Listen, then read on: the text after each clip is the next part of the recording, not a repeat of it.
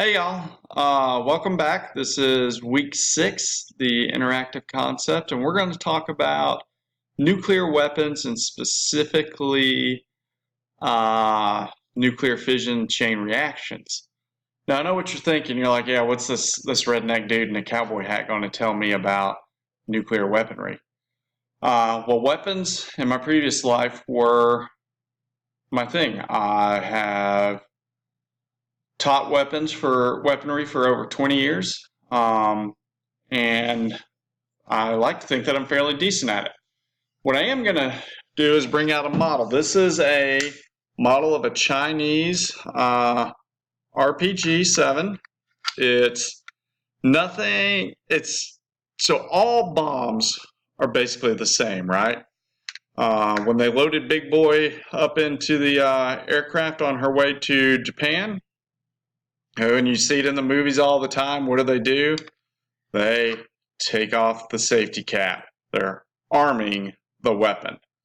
So this is a bit of a misnomer because all bombs can go off at any time. You got to be very careful with them.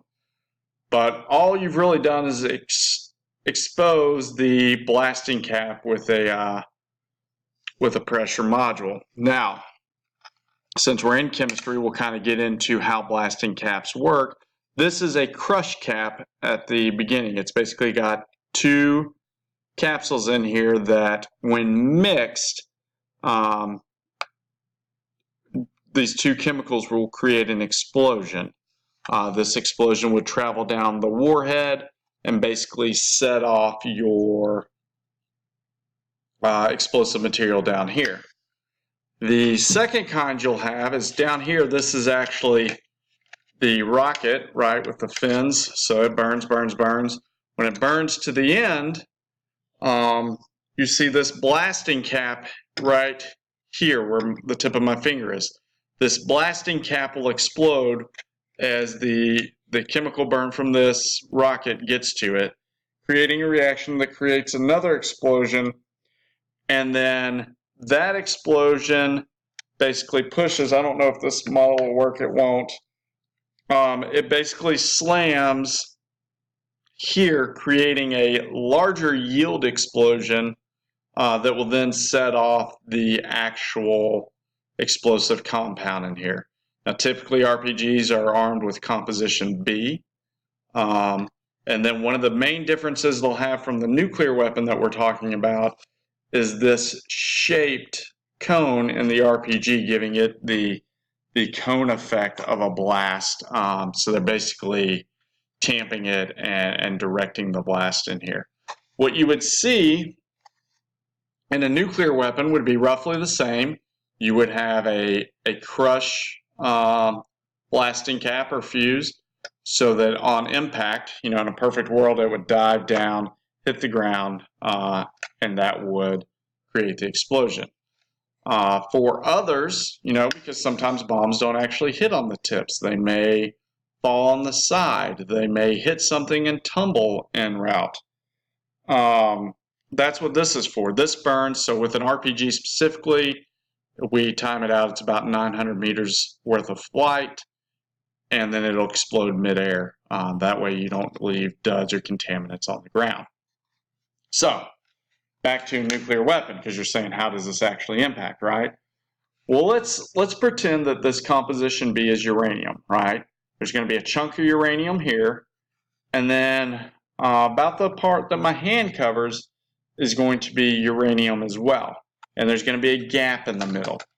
So what happens in this gap? This is actually where the chain reaction and the nuclear fission happen. What happens is that you have uranium-235, right?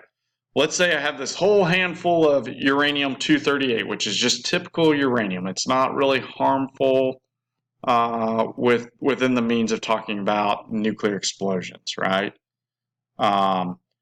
But 0.72%, so less than 3/4 of a percentile of this uranium-235 or 238 is uranium-235.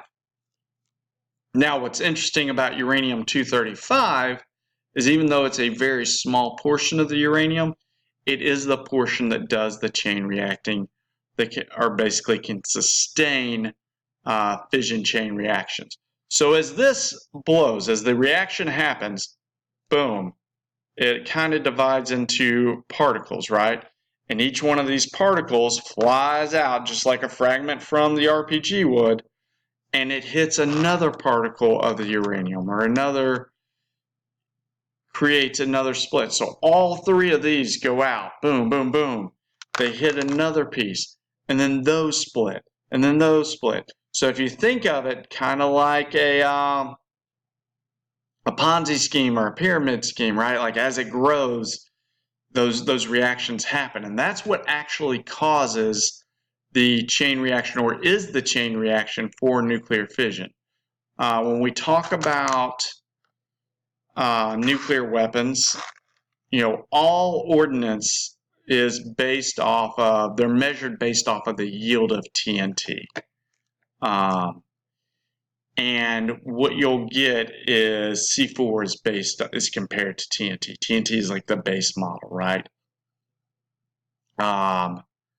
One nuclear bomb is basically the equivalent of 340,000 sticks of just regular dynamite.